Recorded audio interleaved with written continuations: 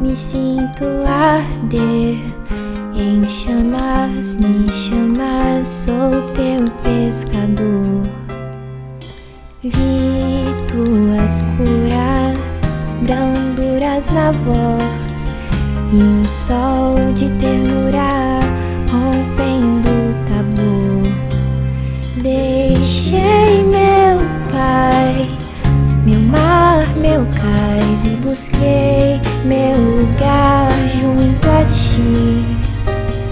O amor demais me fez capaz de curar em teu nome, Rabi. Filho do trovão, deita tua cabeça sobre mim. Ah, Mãe Maria, eis teu filho ao lado da cruz. Sou apenas João, o trovão, a paz sentado. Testemunharei por ti, seja onde for. Não te queimarás no óleo que ferver por mim, pois tu viverás pra contar o presente, o futuro aos homens. Chamas e chamas, chamas me chamas, chamas e chamas, chamas me chamas.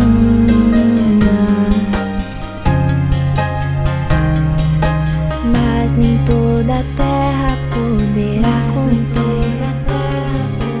todos os livros que se puder escrever das coisas que ele fez. Chamas e chamas, chamas me chamas, chamas e chamas, chamas me chamas.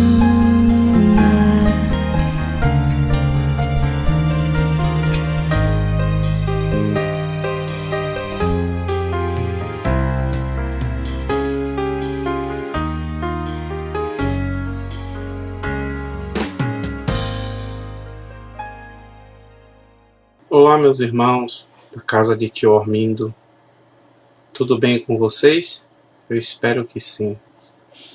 Hoje nós vamos comentar, vamos fazer uma exposição acerca de um tema que é muito conhecido, não só do meio espírita, mas também do meio cristão, que são as bem-aventuranças. Mas vamos fazê-lo contextualizando como era de acordo com a época que Jesus Cristo aqui esteve para nos ensinar o bem. E falar do Evangelho de Jesus, da Boa Nova, é a gente efetivamente falar daquele período em que ele veio instaurar o amor definitivamente entre os homens. Veio nos ensinar. E de uma forma histórica, a gente vai observar, temos talvez 6.000 anos de humanidade consciente, antes do período pré-histórico e outros períodos da história. O homem, ele sempre vem em posição de uma maneira tal, beligerante. São guerras e mais guerras, sempre tentando subjugar os outros, povos contra povos, países contra países. E isso veio a se modificar justamente com a vinda do nosso doce Rabi da Galileia.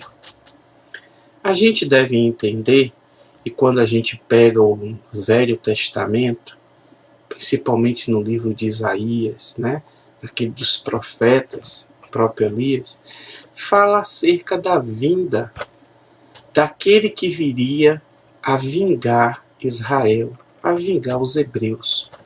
Povo sofrido, essa história contada nos diversos livros que compõem o Antigo Testamento, em que sofreram muitas submissões, muitas invasões, né?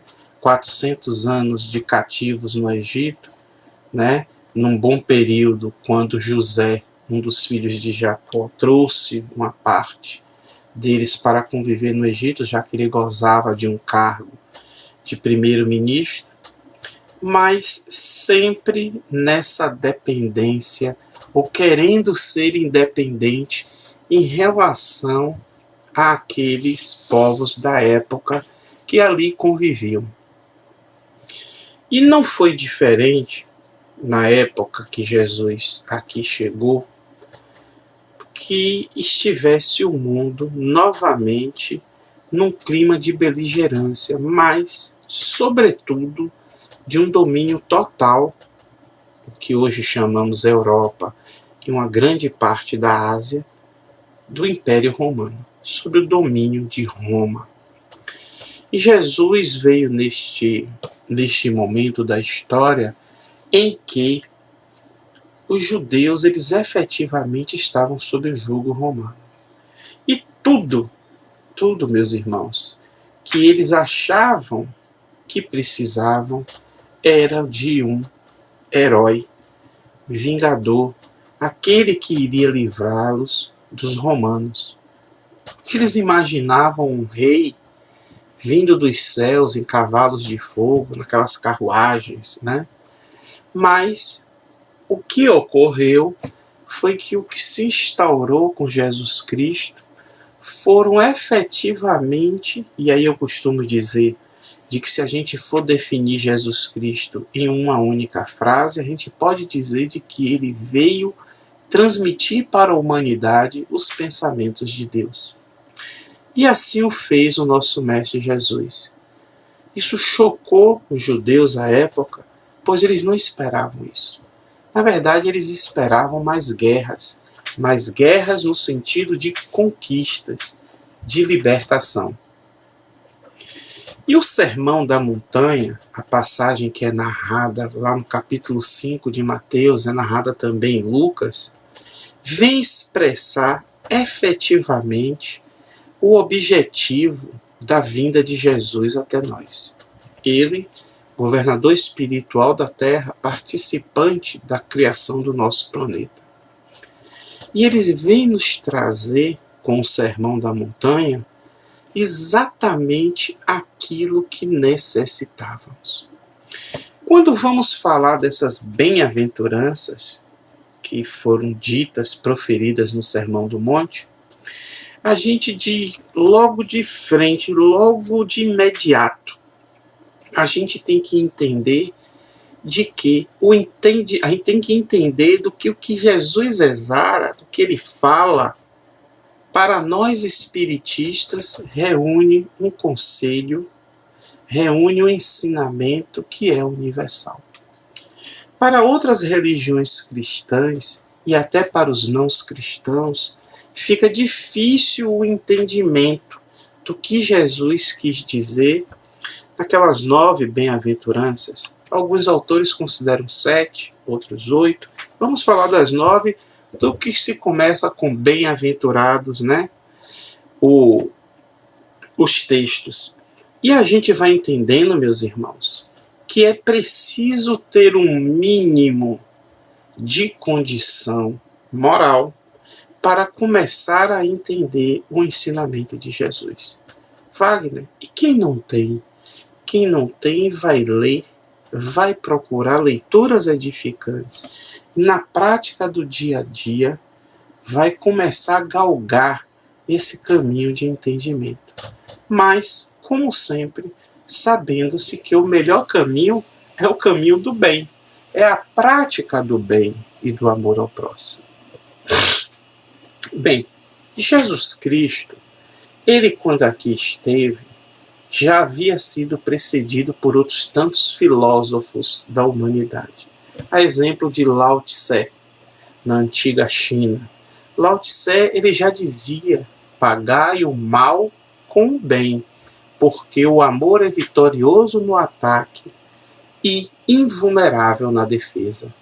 Ele já dizia isso 600 anos antes de Cristo. Sócrates, por outro lado, na Grécia Antiga, ele já dizia que para adquirir-se o conhecimento, o indivíduo precisava da humildade de entender de que nada sabia, e o quanto mais amealhava de conhecimento, ele continuava sempre em busca daquilo que seria infinito, que é ter o conhecimento de todas as coisas.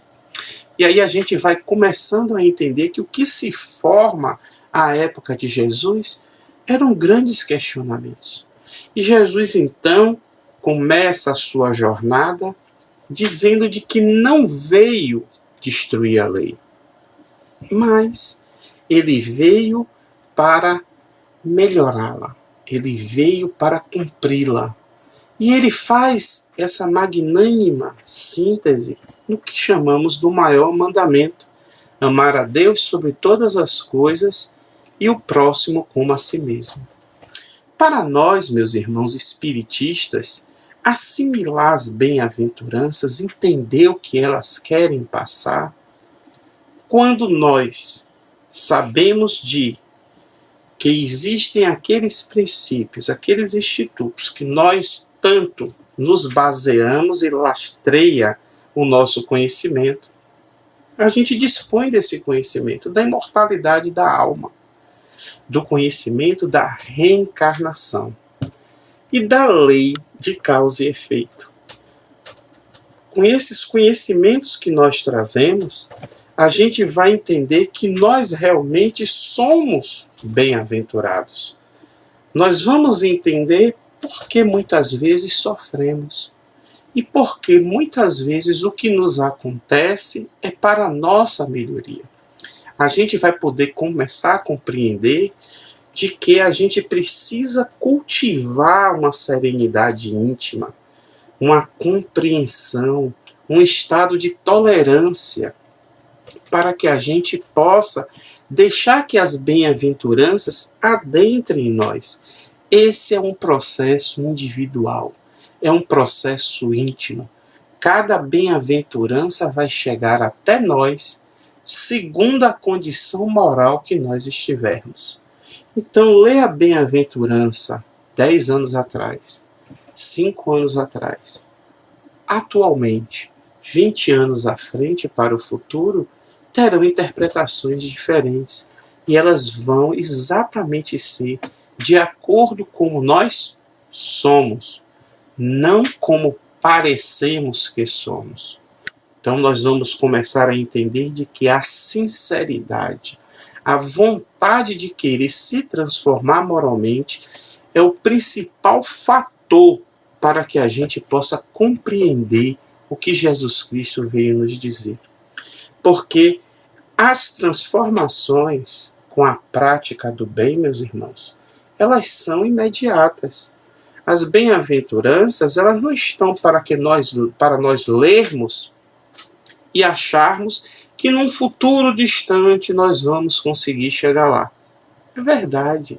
Mas no momento em que a gente consegue internalizar a mensagem de Jesus Cristo, essa transformação ela começa de maneira imediata dentro de nós. Então a gente vai entendendo que a verdadeira bem-aventurança é essa integração nossa, né, do Espírito com o Criador. É um pórtico que vai nos levar até Deus. Porque quem vai alcançando essa luz, a gente vai buscando, como diz a veneranda Joana de Ângeles, essa plenitude, a gente vai chegando mais próximo daquele amor ao Pai Eterno, a Deus nosso Pai.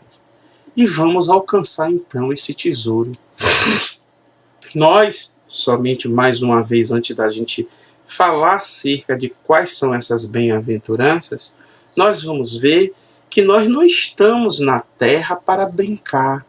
Nós temos um objetivo, nós temos um propósito. Então, André Luiz, muitas vezes, eu costumo até brincar falando disso, que a gente não reencarnou, que para nós a Terra não é um playground, não é um lugar de brincadeira. Para muitos, como André Luiz diz, Joana de Ângeles também fala, o planeta Terra é um hospital. As pessoas se sentem doentes em espírito. Para outros, é um educandário, é uma escola. Os espíritos se entendem que vieram para aprender. Para outros, a gente vai observar de que é um presídio, uma verdadeira penitenciária, porque estão muitos de nossos irmãos ressentidos, atormentados, né? E não querem ceder às suas imperfeições, às suas vontades de debelar as imperfeições. Então, o nosso planejamento reencarnatório, que tanto Deus, nosso Pai, Ele cuida, Ele gerencia, Ele toma conta de nós, o nosso objetivo é sempre o bem.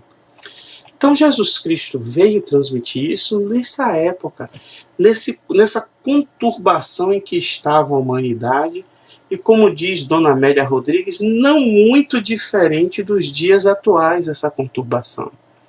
A humanidade, ela muitas vezes estorcega no mal perante os ímpios, porque nós ainda, enquanto humanidade, de alguma maneira nos comprazemos no que faz, no que acontece.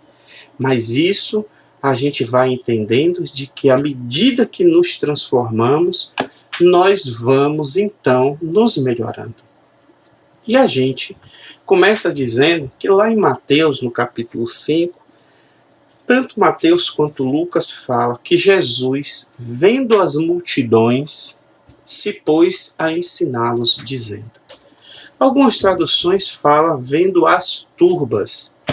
E que seriam essas turbas, essas multidões, que não fossem as nossas mais variadas vidas, através das reencarnações ao longo dos tempos? A gente vai entendendo de que essas multidões, elas hoje ainda perseguem, elas hoje ainda seguem, elas procuram, cada vez mais se juntam pessoas, se juntam almas nessas multidões, nessas turbas, em busca de Jesus Cristo. E ele começa exatamente nesse Sermão do Monte, e vale levantar aqui, a gente vê isso muito claramente, né, naquelas explicações, naqueles textos evangélicos, principalmente de Humberto de Campos e da veneranda Dona Amélia Rodrigues, um através da psicografia de Chico Xavier, Dona Amélia Rodrigues através da psicografia de Divaldo Franco. E mostra que aquele momento sublime do Sermão da Montanha, você está no monte com turbas de pessoas, multidões a lhe ouvir, numa época, como eu digo, que não havia microfone, perdoe-me, não havia caixas de som, mas que todos podiam, principalmente, sentir aquela ambientação, aquela psicosfera que se formou quando Jesus Cristo se pôs a falar. Então, meus irmãos, vamos considerar que 2000 anos depois estamos aqui falando de uma atividade em que Jesus foi o partícipe principal, foi o condutor. Temos essas explicações nos escritos do Evangelho de Lucas e de Mateus. Temos sempre, e é o que nos auxilia, que são os escritos de Paulo, o apóstolo. E hoje vamos falar aqui de um assunto em que Jesus efetivamente veio dizer como instalar, como implantar o amor no nosso planeta. E ele começa falando justamente disso. Como, Wagner? A primeira bem-aventurança é bem-aventurados os pobres de espírito, porque deles é o reino dos céus. E Jesus, novamente, vem nos falar daquela virtude principal. Vem nos falar daquilo que nós devemos possuir de primeiro para começar a entender de que para aceitarmos o amor, para aceitarmos o divino em nós, nós precisamos tê-la, que é a humildade. Mas por que ele veio falar novamente? Porque foi a segunda vez que ele cita? Não, não é a segunda vez que ele cita nas passagens evangélicas. Mas ele claramente pratica a humildade quando ele aqui chega no planeta. Nasceu no período do recenseamento, naquela fuga de Herodes, no estábulo, no frio, com os animais em volta. Esse ser tão supremo, esse espírito puro, ele nasce nessa condição, nos mostrando já qual é a primeira virtude, que é a humildade. Então, os pobres de espírito, os pobres em espíritos, representam essa nossa condição de simplicidade, de ignorância. Fomos criados simples e ignorantes. Todos nós saímos das mãos do Criador. Então, meus irmãos, o caminho para que a gente possa abarcar esse amor dentro de nós e distribuir para todos, passa por sermos humildes, passa por admitirmos a condição que nós temos, que nós somos. Não passa aqui de vivermos de aparência. Queremos mais, como diz a veneranda Joana de Ângeles, ter do que ser. Sejamos. Admitamos o que nós temos, porque precisamos vencer essa chaga que aniquila a humanidade, que é o egoísmo, que é o orgulho. Uma vez em que a gente se mostra e a gente se entende e consegue conceber de que essa é a nossa realidade, a gente vai conseguir traçar estratégias para nos vencer, para que a gente possa crescer. E logo em seguida, Jesus Cristo diz que bem-aventurados os que choram, os aflitos, porque eles serão consolados. Mas quem são os aflitos?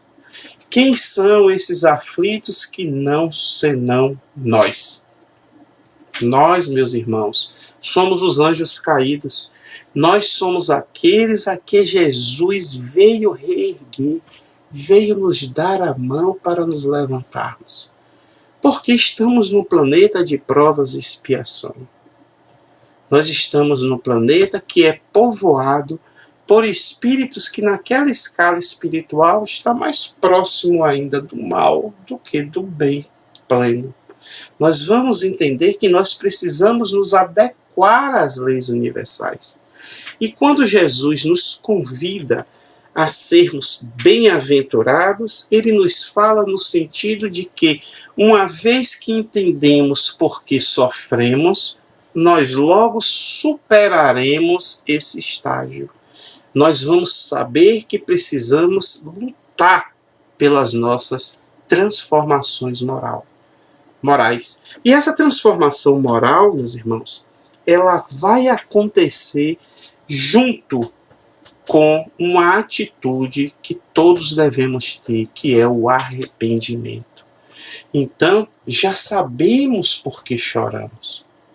Sabemos das nossas quitações de equívocos de vidas passadas, de vidas transatas. Agora, precisamos, em cima disso, desse arrependimento, fazer outras duas ações que Kardec nos fala no livro Céu e Inferno, que é a expiação, que é o purgar, o quitar esses débitos, e a reparação. Arrependimento, expiação e reparação. Uma vez arrependido, o ser já sabe qual é o caminho. E ele agora precisa dar a meia volta e retornar para a estrada do caminho do bem, que é o caminho que conduz a Deus, que é o caminho que conduz à salvação, como muitas religiões falam. A terceira bem-aventurança, ela diz respeito a algo que ainda é interno. Aliás, muitos estudiosos dizem isso, que as três primeiras bem-aventuranças, bem-aventurados pobres em espíritos, bem-aventurados os aflitos, e essa terceira que é bem-aventurados os mansos, algumas traduções, os mansos e pacíficos, porque eles herdarão a terra. Essas três bem-aventuranças dizem respeito ao ser, dizem respeito ao indivíduo, a mim mesmo, a cada um de nós. E por que os mansos eles vão herdar a terra? Porque, meus irmãos, como a gente sabe, a decorrência da gente ser pobre em espírito, ser humilde, que é essa porta de entrada, a gente logo então se arrepender mediante as nossas aflições e entender que efetivamente erramos, que nós somos os responsáveis pelo que acontece a nós. Um terceiro passo é nós nos tornarmos mansos, pacíficos, não mais beligerantes, não mais voltados para a guerra. A gente começa a entender de que a gente tem que se pacificar internamente. A gente tem que trazer essa mansuetude no sentido de que a gente vai começar a vencer aqueles vícios, a gente vai começar a vencer aquelas questões que tanto nos atrasam no progresso.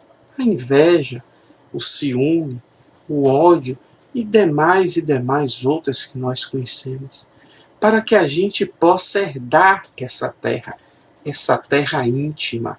A gente vai herdar aquele reino dos céus que é nosso, que está dentro de nós.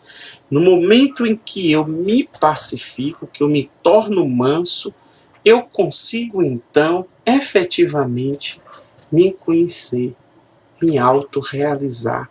Eu faço a minha descoberta, o meu autodescobrimento. E aí, nesse momento dessas 3 bem-aventuranças, como eu já falei, que nós nos tornamos humildes, que nós nos arrependemos e que nós nos pacificamos, que nós admitimos e trazemos dentro de nós essa paz interior, nós vamos então começar a entender o nosso envolvimento com o próximo, porque as próximas 3 bem-aventuranças, nesses estudos, ainda nos falam em relação a nós para com os outros. E a 4ª bem-aventurança, ela diz que bem-aventurados os que têm fome e sede de justiça, porque eles serão saciados. Olha que interessante. No momento em que eu já estou nessa paz, que eu já possuo esse equilíbrio em mim, eu vou procurar ver fora de mim, além de mim. Quantas e quantas vezes a gente se debate, seja na mídia, na TV, qualquer uma delas, com uma situação em que ficamos indignados, de que dizemos que é uma falta de justiça, que dizemos que isso não pode mais acontecer. E muitos de nós, além de se indignar, chega-se a querer ir lá para tentar contornar a situação. Tomar ações, atitudes efetivas, mas do ponto de vista não mais da beligerância, do ponto de vista de estar em paz e conduzir essa paz para os outros. Então, nós vamos querer ser saciados. E nós o seremos, porque sabemos exatamente o que queremos para a humanidade. E vamos nos saciar à medida que vamos trabalhando dentro das nossas condições morais e materiais para que isso ocorra. Porque muitos de nós, meus irmãos, costumamos assimilar as citações de Jesus Cristo como se fosse em relação às coisas materiais. Mas vamos logo frisar novamente. Jesus Cristo veio até nós para falar das questões espirituais. Ele usava numa parábola, numa passagem evangélica, coisas materiais, né? O poço, né? Ele usava a questão do vinho nas bodas de Caná. Ele falava de questões materiais para simplificar, para melhorar o entendimento.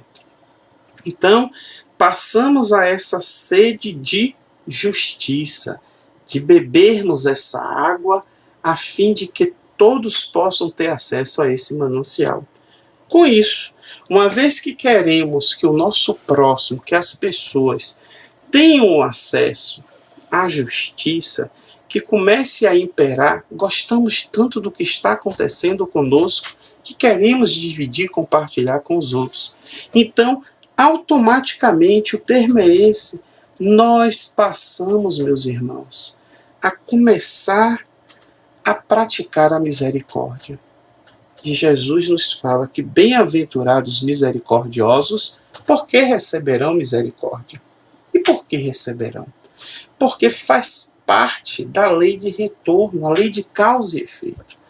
No momento em que a gente se preocupa com o nosso irmão, com o nosso próximo, a ponto de nós estarmos dentro, se compadecendo da sua dor, da dor do nosso semelhante, a gente começa a compreender as necessidades deles, elas passam a ser também nossas necessidades, no intuito de que precisamos provê-los. Qual o trabalho do atendimento fraterno, do centro espírita, que não esse início de nos mostrar como agirmos com a comunidade, como desenvolvermos esta compaixão, essa misericórdia. Então a gente vai entendendo que os misericordiosos, eles já são humildes. Eles já sabem por que sofrem. Eles já sabem, meus irmãos, que a conquista da paz é que é o necessário. Logo, com essa mansuetude, com essa paz, nos permite passar para o nosso irmão que sofre. Para aquele que se encontra numa situação difícil, os ditames da eternidade de Deus, de que Deus é soberanamente justo e bom. E isso não basta somente ser dando objetos, dando a sopa, distribuindo o farnel. Isso conta, mas o que conta mais ainda é essa energia do amor que produzimos dentro de nós e passamos para o nosso irmão. É impossível, meus irmãos. Sabe por quê? As questões materiais, elas sempre estão e vão continuar por toda uma vida relegadas a um segundo plano, porque nem sempre quem faz o bem é bom. Vocês concordam? Existem as aparências, mas quem é bom, sinceramente, verdadeiramente, faz o bem. Essa é uma jogada de palavras, mas que nos faz entender novamente o que é ser, o que aparenta ser, do que é ter dentro de nós efetivamente essa paz. Então, a sexta bem-aventurança, Jesus Cristo nos fala que bem-aventurados os puros, ou os limpos em algumas traduções, de coração, porque eles verão a Deus. Quem não se lembra do apóstolo Paulo, que ele diz de que nada mais acontecesse com ele ao final de toda uma jornada de divulgação do Espiritismo, né, ao longo daquelas comunidades, né, do Evangelho judaico-cristão, e ele diz que o que quer que seja, o que quer que acontecesse, não mais o atingiria, porque ele trazia dentro dele as marcas do Cristo. Isso é muito bonito. E a gente vai entendendo de que para a gente ter essas marcas do Cristo, a gente precisa desse trabalho de misericórdia junto às pessoas. E nós vamos nos purificando, porque temperado pela misericórdia, nós vamos nos tornando seres cada vez mais espiritualizados.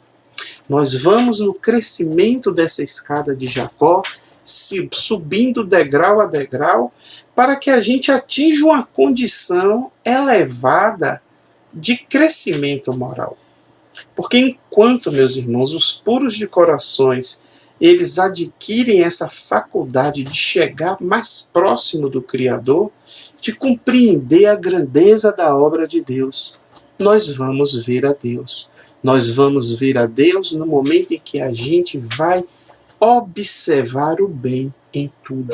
Nós vamos observar as grandes construções que Deus fez para nós. Esse universo tão vasto, tão infinito. E a sétima bem-aventurança, ela nos diz, basicamente, Wagner, o que é a terceira, os mansos e pacíficos? Não. Porque a sétima bem-aventurança, ela fala de bem-aventurados os pacificadores, porque eles serão chamados filhos de Deus. Meus irmãos, Nós somos, como eu já disse aqui, verdadeiramente, a gente é dono do que a gente é. Nós somos, nós temos aquilo que necessitamos para o nosso crescimento. Nem mais, nem menos. Nós somos, o que nos acontece é o que é justo, é o que é necessário. E a gente vai entender de que pacificar já nos leva a um estágio maior. Porque no momento em que eu tenho essa paz dentro de mim, no momento em que eu já sou misericordioso, no momento em que eu já trago meu coração purgado de determinados vícios e equívocos, isso já me permite ser aquela pessoa que em tudo que faz é buscando a paz. Mas não é falando somente, não é impondo, mas a nossa própria ação, a nossa maneira de ser, as nossas atitudes dispensam palavras dos outros. No chegar, como diz, já se entende. O espírito Simbá, numa psicografia de Divaldo Franco, ele disse que a paz é o combustível do amor. É uma frase muito linda, porque nós precisamos efetivamente dessa paz para amarmos cada vez mais. O grande psicólogo Assagioli, Roberto Assagioli, no início do século passado, é um criador da chamada psicossíntese. Ele diz que a vontade é que permeia, é que gerencia tudo que nós falamos, fazemos. E isso no livro Pensamento e Vida de Emmanuel, lá no primeiro capítulo, ele diz: a mente é o espelho da vida. Nós precisamos desenvolver essa vontade de levar a paz, de pacificar, de não ter meios termos como nós vamos passar para o outro essa pacificação. E isso é muito grande.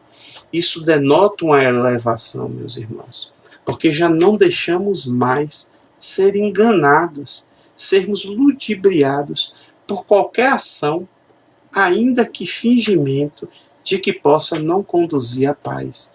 Nós já estaremos nesse aspecto mais robustos, né? A conquista da paz, ela vai se dar pela guerra. Mas como pela guerra?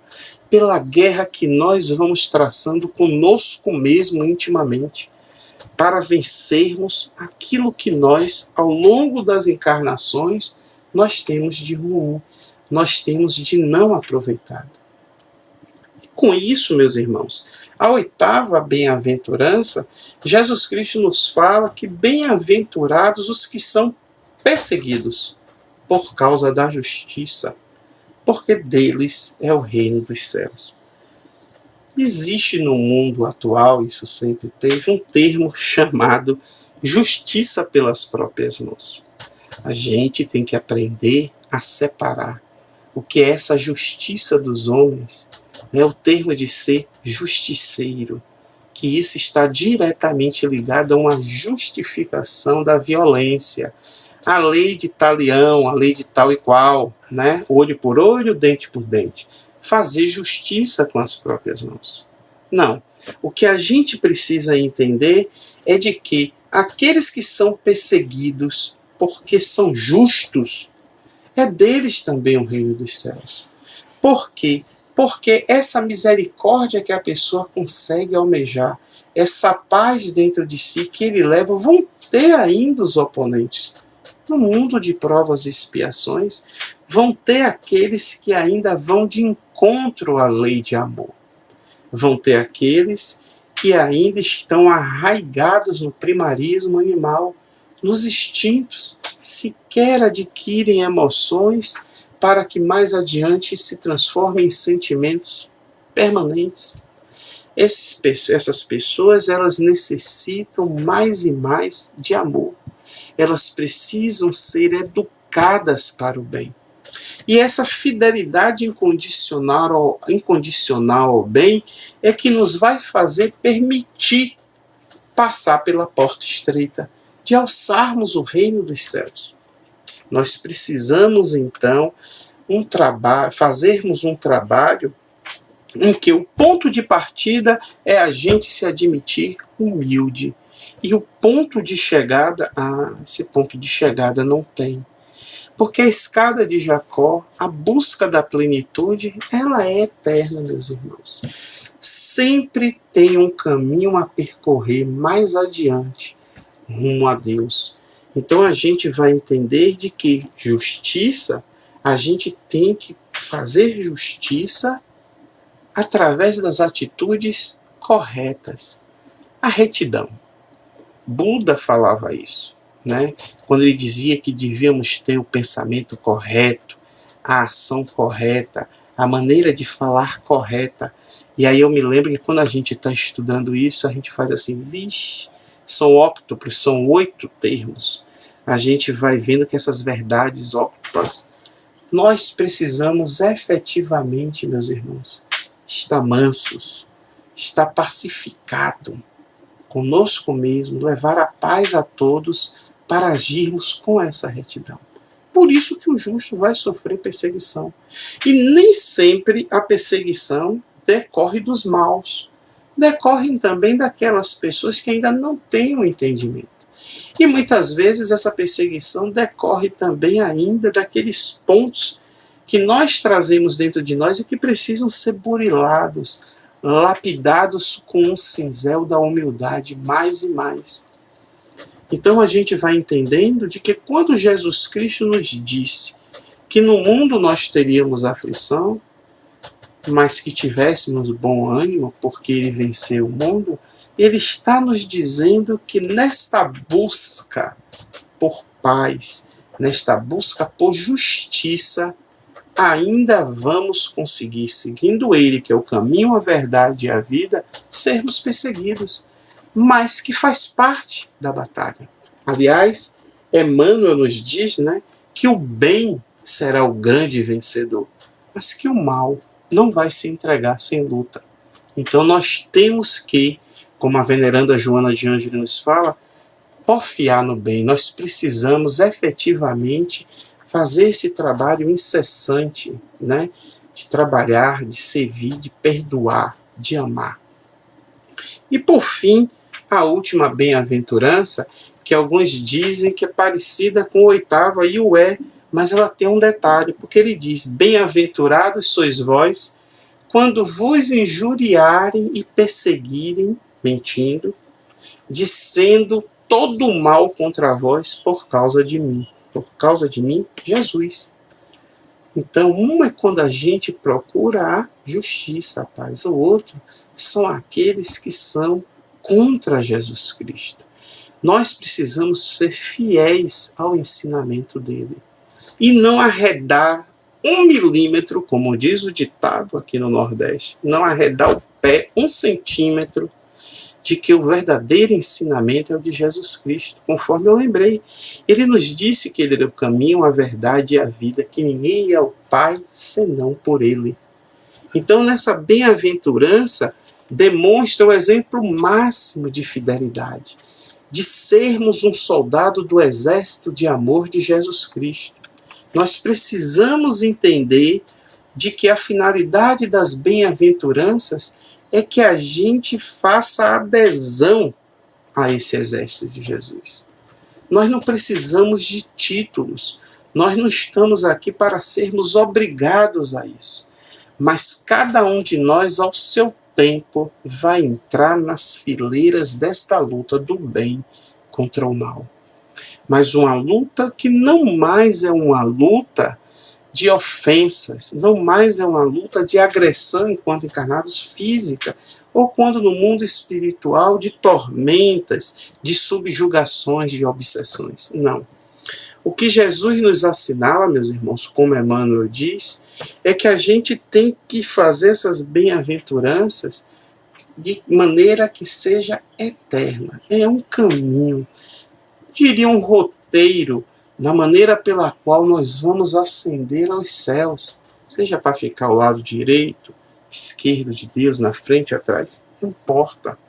A gente precisa crescer rumo a essa plenitude, a essa perfeição. Mas quantos de nós, quantos dos homens ainda acham que é pela guerra que vão conseguir vencer? Que vão conseguir vencer pela imposição daquilo que eles dizem ser uma justiça, mas que se trata, na realidade, de uma grande subjugação. Então, muitos da humanidade, muitos de nós, até desejam as bem-aventuranças, mas não inicia sequer o trabalho de começar a internalizá-las. O trabalho lá de baixo, da humildade, lembra? De saber que é de pequeno, é do mínimo que nós alcançamos os páramos, o alto cume da montanha. É do sermos gentis. A humildade para a gente começar a dissolver esse orgulho, esse egoísmo que trazemos dentro de nós. Não importa a quantidade, não importa a maneira pela qual, se sutil ou se mais exacerbada, isso apresenta-se dentro de nós. É sermos sinceros no dar um bom dia, uma boa noite. Pedir, por favor, com licença, obrigado. Será que o Senhor poderia, por gentileza, estarmos no trato junto aos nossos semelhantes, meus irmãos, no dia a dia? Porque senão vão ser raras as pessoas que vão efetivamente adentrar no caminho das bem-aventuranças. Nós precisamos nos modificar para ontem. Nós precisamos nos transformar logo. Muito tempo se passa, meus irmãos, muito tempo já se passou. E nós sabemos dessa necessidade. Nós, espiritistas, sabemos que estamos passando por um momento de transição planetária. E as bem-aventuranças, elas são exatamente o roteiro que precisamos para chegarmos a Deus e mostrarmos com sinceridade que estamos propensos ao bem, que já aceitamos o bem, de que estamos dispostos a lutar para que o amor invada a humanidade de vez. De deixarmos, como Jesus falou no sermão profético, de sermos tímidos, da gente ficar inibido por conta dos ímpios, por conta da iniquidade de muitos. O bem, ele não pode se esfriar. Precisamos começar esse momento de reaquecimento, de mostrarmos de que as bem-aventuranças, além de ser esse roteiro, efetivamente é o caminho que nós vamos perseguir a fim de que possamos crescer. Essa é a mensagem que eu tenho para passar para vocês, e aí a gente vai entender, porque o momento em que passamos nada mais é do que aquilo que nós plantamos. Wagner, e plantamos o quê? Nós plantamos o que escolhemos. Colhemos o que plantamos. E por que plantamos? Porque temos o nosso livre-arbítrio, mas que nos traz algo chamado responsabilidade. Vamos pensar nas bem-aventuranças. Vamos reforçar as nossas orações diárias. Pedir pela paz mundial. Pedir pela mudança dos homens. Mas, sobretudo, principalmente, pedir pela mudança nossa, individual, a mudança de cada um. Essa é a transformação que nós fazemos. Isso é o que Deus espera de nós. Ele não quer sacrifícios de joias, de ouro, de queimar um bezerro, de sacrificar um ser humano para poder atender uma oferenda. Não é isso que Deus quer. Deus quer a nossa melhoria. Ele quer que nós façamos o bem. Fiquem em paz. Jesus que abençoe vocês. Muito obrigado pela oportunidade. Até a próxima. Minha Nossa Senhora,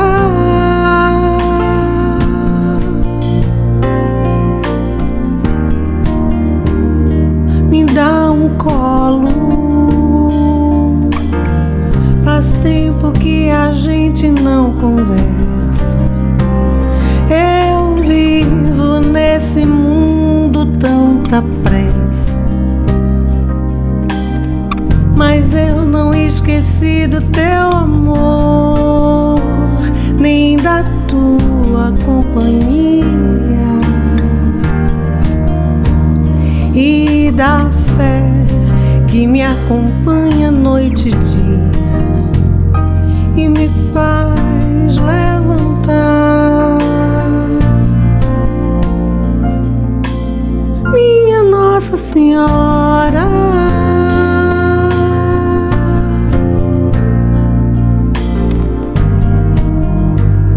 me dá um colo. Tem dias que eu não tenho quase força, que a vida pesa tanto e me sufoca. Preciso do teu amor, quero a tua companhia. Fé mais fé, daquela fé que alivia. Preciso de colo,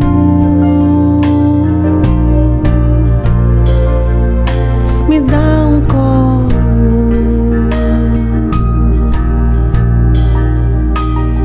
Minha Nossa Senhora, faz tempo que a gente não conversa. Eu vivo nesse mundo tanta pressa, preciso do teu amor.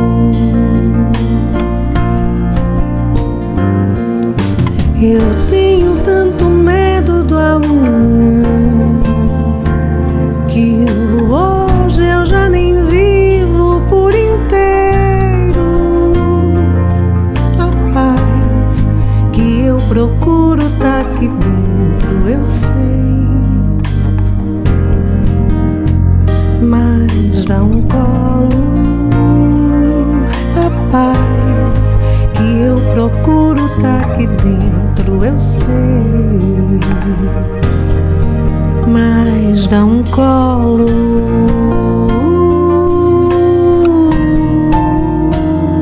Me dá um colo,